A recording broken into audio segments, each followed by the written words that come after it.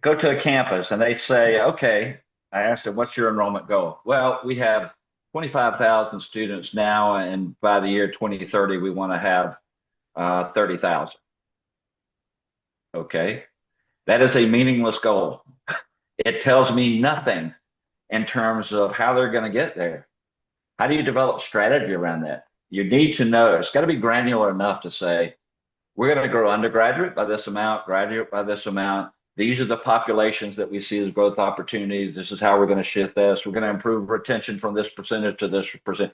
That's the granularity that's needed to align it with strategy, right? Just having some big amorphous goal doesn't give the implementers anything, right? It could be even discouraging in some ways. Once we have those, if we have those granular goals, then we can develop a strategy around.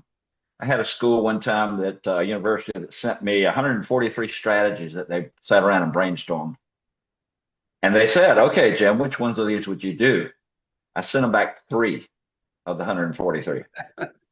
Now, a lot of them were just terrible strategies, right? But the Right. reason I eliminated most of them is they didn't tie back to any goals they had established, right? If you're just doing stuff to be doing stuff, that's not going to get you anywhere, right?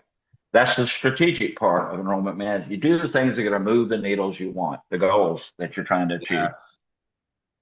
And there, with the strategy piece, probably one of the most interesting parts about this is you asked about leadership earlier. Many times, leadership thinks you can do all these new strategies and not let go of anything. Keep doing everything. And by the way, there's not going to be new investment of people, budget, etc. Just add this on, Yeah. right?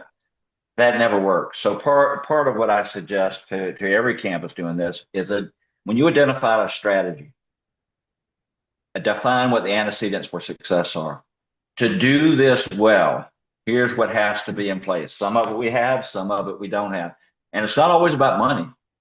Sometimes it would be things like a piece of technology, faculty buy-in, visible leadership support. It could be 1,000 different things, but you have to have those things to be successful because the bottom line of the process is, okay, you develop these strategies, now you got to implement them.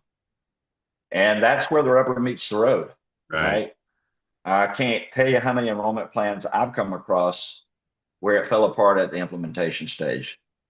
The focus wasn't there. The accountability wasn't there. The deliverables weren't there in a quality way or on time. The antecedents for success were never put in place, right? The implementation matters more than anything else in this whole mix.